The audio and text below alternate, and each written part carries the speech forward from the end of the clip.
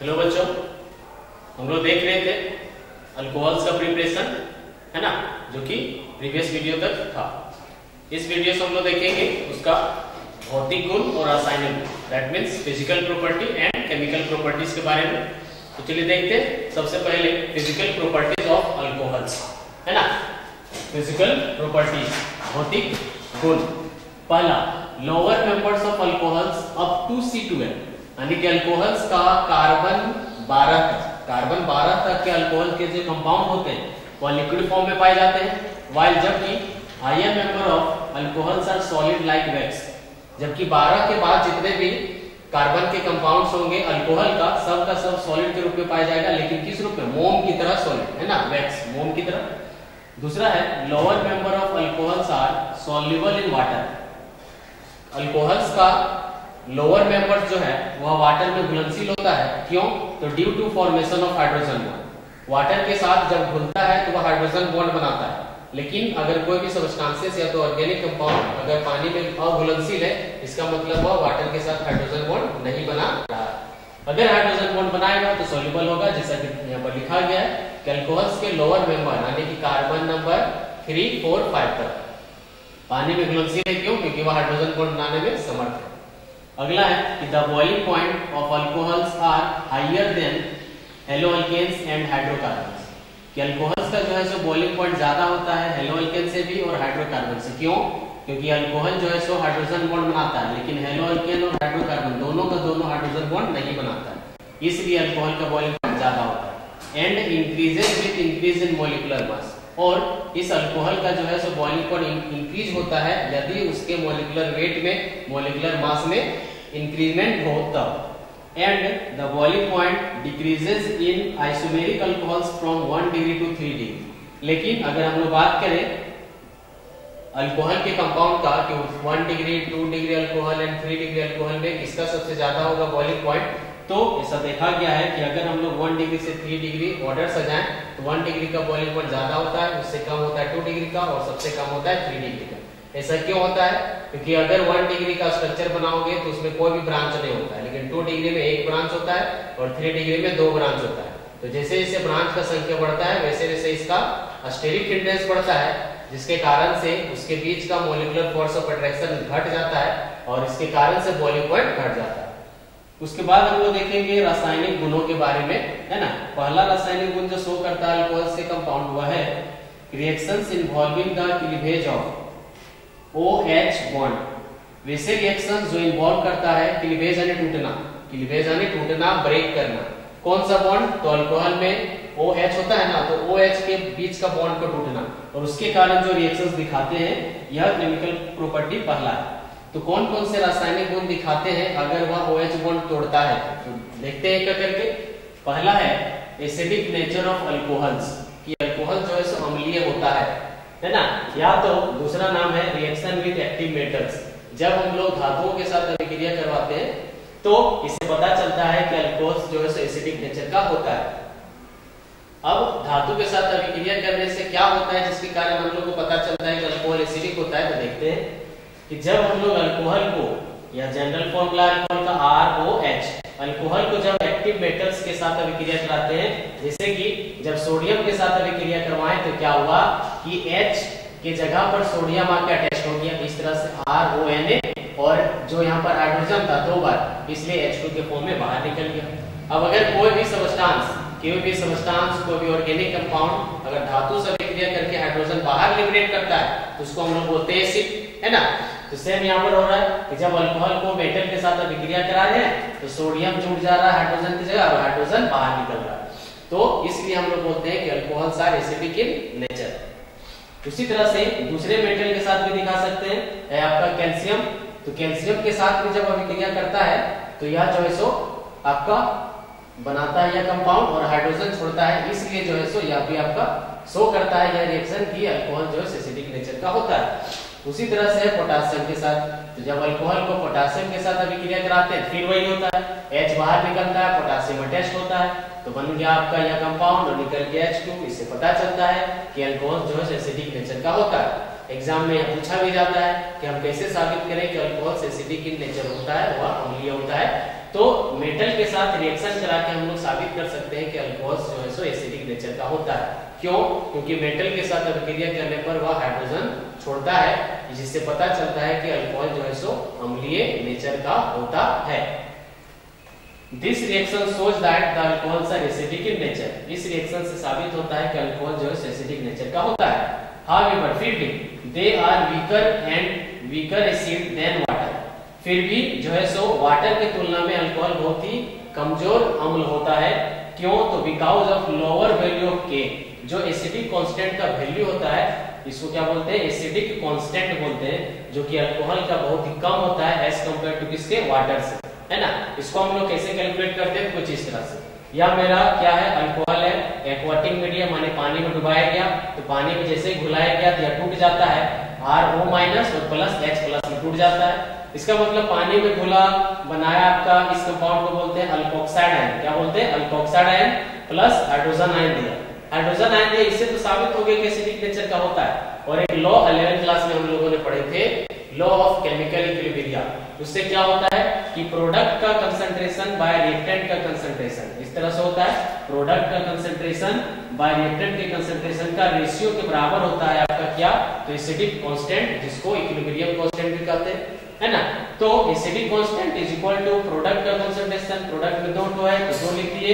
उसके बाद नीचे क्या है? रिएक्टेंट। रिएक्टेंट का कंसंट्रेशन, या स्क्वायर ब्रैकेट इसका कंसंट्रेशन को इंडिकेट कर रहा है।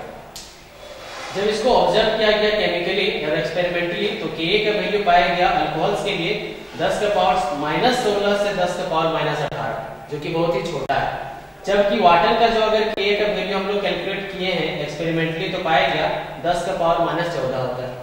तो 10 का पावर -14 छोटा है, 10 का पावर -14 बड़ा है एज कंपेयर टू 10 का पावर -16 से 10 -18। तो यह सबूत है जिससे साबित होता है कि वाटर जो है सो स्ट्रॉन्गर एसिड है किसके तुलना में? तो अल्कोहल के तुलना में, है ना। नोट में कुछ जरूरी बातें लिखा हुआ है कि अगर अल्कोहल के 1 डिग्री, 2 डिग्री और 3 डिग्री में कंपेयर करें कि कौन ज्यादा एसिडिक होता है, तो 1 डिग्री अल्कोहल ज्यादा एसिडिक होते हैं एज कंपेयर टू 2 डिग्री, और 2 डिग्री से ज्यादा एसिडिक होते हैं एज कंपेयर टू 3 डिग्री। यह लिखा गया है acidic strength decreases from 1 degree alcohols to 3 degree alcohols, है ना। उसके बाद है दूसरा रिएक्शन विद ग्रिग्नार्ड रिएजेंट, है ना। ग्रिग्नार्ड रिएजेंट हम लोग बार-बार रिएक्शन देख रहे हैं और प्रत्येक चैप्टर में देखेंगे, क्योंकि ग्रिग्नार्ड रिएजेंट बहुत जो है सो प्रयोग किया जाता है ना, आसानी से किसी भी कंपाउंड को बनाने के लिए। तो इसमें क्या होता है, जब अल्कोहल को ग्रिग्नार्ड रिएजेंट से अभिक्रिया करवाया जाता है, तो अल्कोहल का formula ROH, RMgH, Grignard reagent का फॉर्मूला। तो जब अभिक्रिया करवाया जाता है, सबसे पहले तो यहाँ पर कंडीशन होगा ड्राई ईथर, कंडीशन होगा ड्राई ईथर। ड्राई ईथर की उपस्थिति में अभिक्रिया होता है। क्या होता है इसमें क्या होता है कि जो RMgH से अल्काइल मैग्नीशियम हैलाइड, R पर कैसा चार्ज होता है? माइनस, Mg पर प्लस, जबकि ROH में H पर क्या होता है? प्लस, और O पर होता है माइनस चार्ज। O पर क्या होता है? Minus charge. तो क्या होता है कि यह R और अल्कोहल का H RH बना देता है, RH, और R को अल्काइल बोलते हैं और H को जोड़ दिया। अल्काइल में जो हाइड्रोजन जुड़ता है क्या बन जाता है? अल्केन बनता है। यानी कि जब अल्कोहल को हम लोग ग्रिग्नार्ड रिएजेंट के साथ अभिक्रिया करवाते हैं तो बनता है अल्केन का कंपाउंड, और OR कहां जाकर जुड़ जाता है? मैग्नीशियम पर। कुछ इस तरह से जुड़ जाएगा, है ना। तो अल्केन बनाने का सबसे सिंपल यह मेथड है।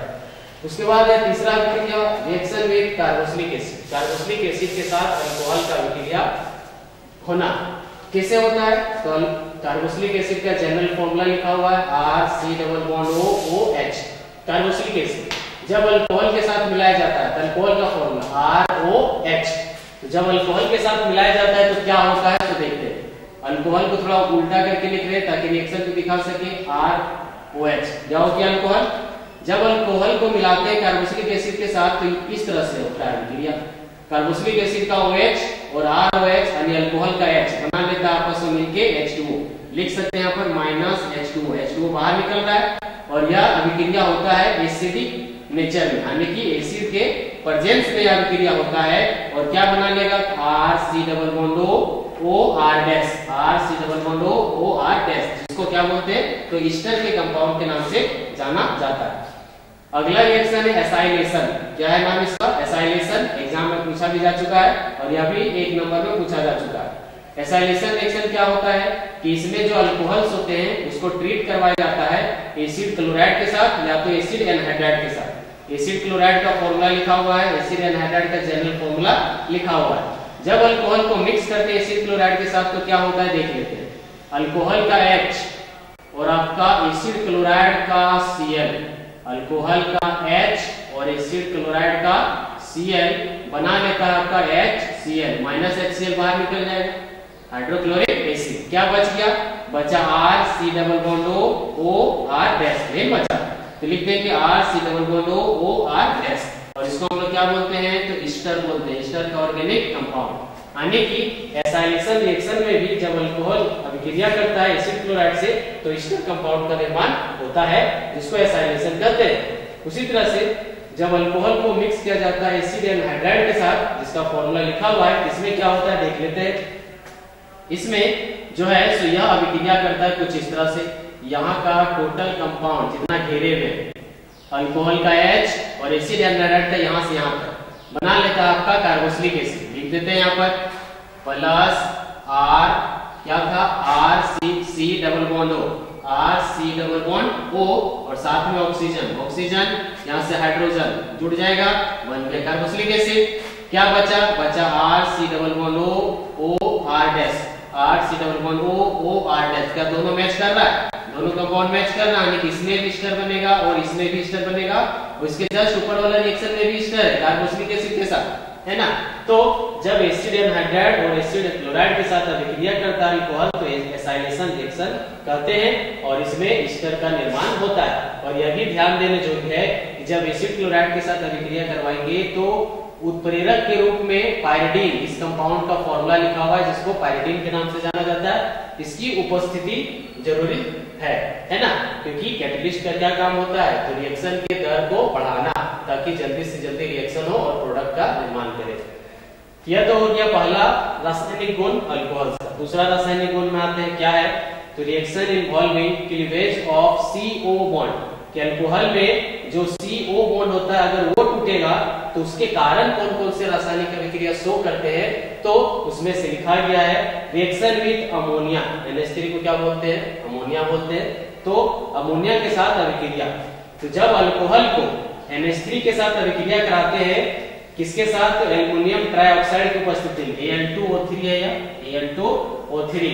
टेम्परेचर मेंटेन रखना इसमें 300 से 400 डिग्री सेल्सियस। तो क्या होता है इसमें कि जो NH3 है इसको हम लोग इस तरह से लिख सकते हैं, क्या N और 3 हाइड्रोजन हम लोग दिखा देंगे इस तरह से, हो गया आपका अमोनिया। क्या होगा इसमें तो अल्कोहल का OH और आपका NH3 का एक H बन जाएगा आपका वाटर। क्या बन जाएगा? वाटर। यहाँ पर लिख दे रहे हैं, बन गया आपका H2O। कुछ इस तरह से क्या बचा? R बचा और NH2 बचा, NH2 RNH2। इसको बोलते हैं 1 डिग्री अमीन। क्या बोलते हैं इसको? 1 डिग्री अमीन इसको बोलते हैं। जैसा कि यहाँ पर लिखा गया है, इसका नाम हो जाएगा 1 डिग्री अमीन। एक अल्काइल ग्रुप जुड़ा है N से, इसलिए यह 1 डिग्री अमीन है ना। उसी तरह से जो 1 डिग्री अमीन बन चुका है, अगर 1 डिग्री अमीन को फर्दर अगर हम लोग अभिक्रिया करवाते हैं, अगर 1 डिग्री अमीन को फर्दर अगर अभिक्रिया करवाते हैं फिर से उसी अल्कोहल के साथ, तो फिर से क्या होगा कि RNH2 में जो अभी भी 2 हाइड्रोजन बचा हुआ है, इसको दिखा सकते हैं हम लोग 2 हाइड्रोजन, एक हाइड्रोजन लेफ्ट साइड एक इधर। इस तरह से फिर से ROH का OH और आपका अमीन में जो 2 हाइड्रोजन बचा उसमें से एक हाइड्रोजन फिर से यह बना लेगा H2। तो यहाँ पर प्लस लिख देंगे H2O वाटर मॉलिक्यूल। अब क्या क्या बचा तो R जाके जुड़ जाएगा इस हाइड्रोजन की जगह पर, तो RNH यहाँ पर, या तो R भी लिख सकते हो और H नीचे भी कर सकते हो। देखो यहाँ पर RNHR, क्योंकि इस नाइट्रोजन में 2 R है इसलिए इसको 2 डिग्री अमीन के नाम से जाना जाता है। अब कोई सोच रहा होगा सर और एक हाइड्रोजन बचा है, क्या अभिक्रिया करा सकते हैं? हाँ करा सकते हैं। देखो कि जब पुनः 2 डिग्री अमीन को अल्कोहल के साथ मिक्स करते हैं तो जो एक हाइड्रोजन बचा हुआ है यहाँ पर, एक हाइड्रोजन जो बचा हुआ है पुनः OH के साथ जो है वाटर बनाता है, पुनः OH के साथ क्या बना लेता है? वाटर बना लेता है।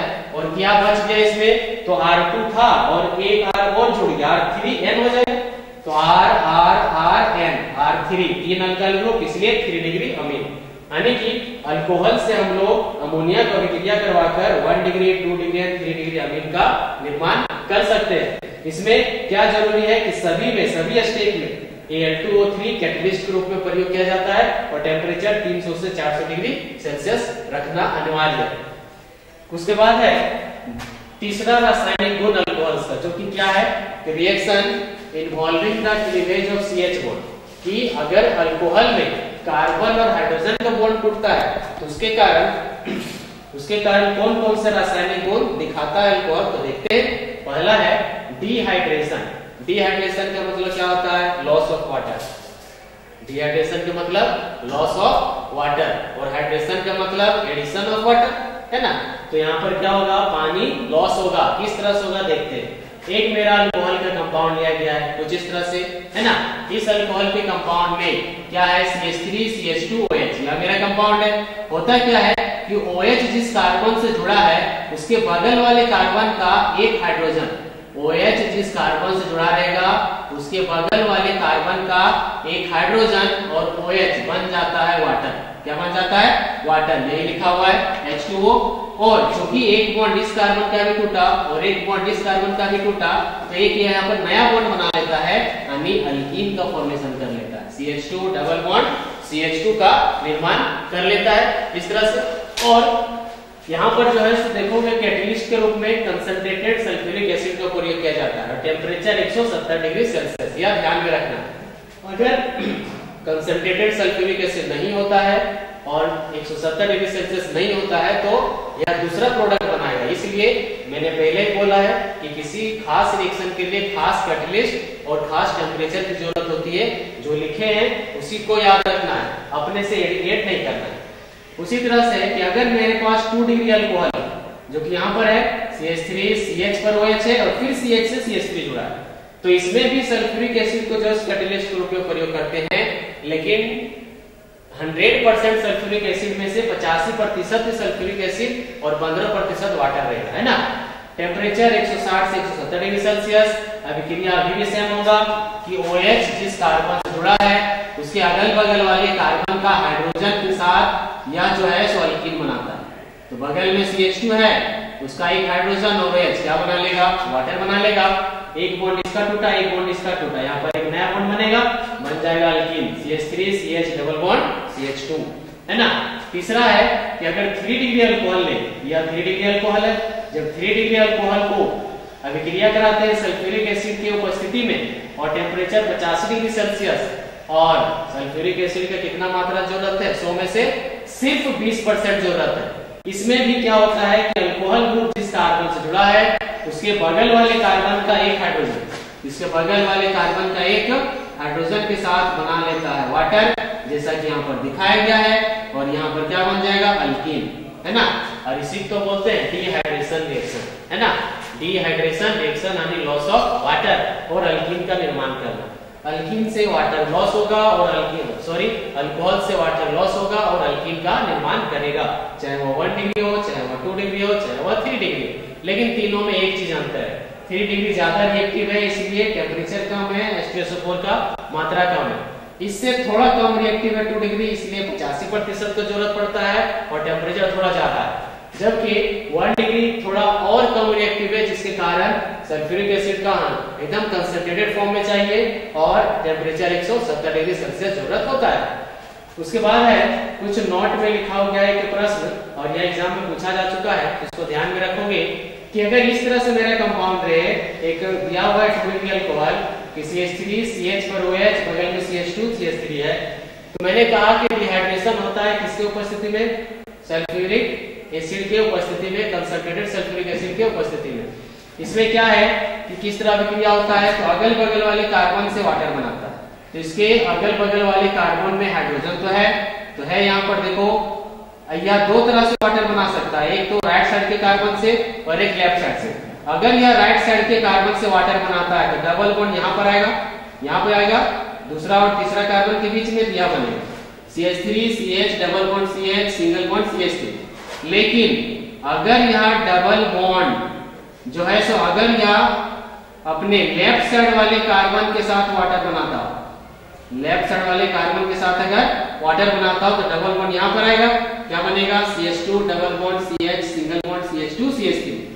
अब इसमें दो प्रोडक्ट बना, एक ही मेरे पास रिएक्टेंट है लेकिन प्रोडक्ट कितना बना, दो बना। अब इसमें प्रश्न उठता है कि दोनों प्रोडक्ट में से कौन ज्यादा बनेगा और कौन कम बनेगा, कौन ज्यादा बनेगा और कौन कम बनेगा। तो एक्सपेरिमेंटली ऑब्जर्व किया गया है एक साइंटिस्ट के द्वारा जिसका नाम है सेटजेफ। क्या नाम है? सेटजेफ। और आधार पर उसी एक्सपेरिमेंटल एनालिसिस के आधार पर बताया गया कि यह जो है जो अल्कीन मेरा बीच में प्रेजेंट था यह मेजर यानी ज्यादा अमाउंट में बनेगा और जो अल्कीन मेरा किनारे में प्रेजेंट है वह माइनर अमाउंट में बनेगा। अब कैसे हम लोग जो है सो थ्योरेटिकली बता सकते हैं कि कौन माइनर होगा और कौन मेजर होगा। तो सेटजेफ के द्वारा एक रूल भी दिया गया और सेटजेफ रूल जो है सो हम लोग एलो अल्केन्स में भी लिख चुके हैं।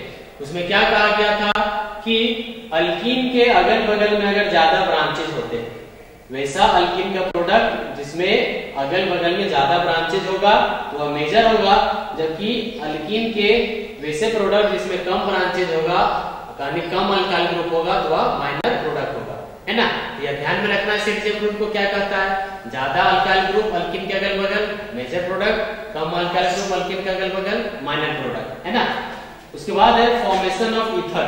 कभी कभी क्या होता है कि जो अल्कोहल को हम लोग सल्फ्यूरिक एसिड से बार बार मिक्स कर रहे हैं लेकिन अगर टेम्परेचर में परिवर्तन हो जाए तो वह अल्कीन के बजाय कोई दूसरा प्रोडक्ट बना लेता है। जैसा कि मैंने कहा था कि अगर 170 डिग्री सेल्सियस से परिवर्तन हो जाए तो वह दूसरा प्रोडक्ट भी बना सकता है, जैसा कि यहाँ पर दिखाया गया है कि अगर अल्कोहल को अभिक्रिया करवाएं लेकिन जो है सो टेम्परेचर 140 डिग्री सेल्सियस हो और कैटलिस्ट अभी भी सल्फ्यूरिक एसिड हो। टेम्परेचर कितना? 140, पहले कितना था? 170।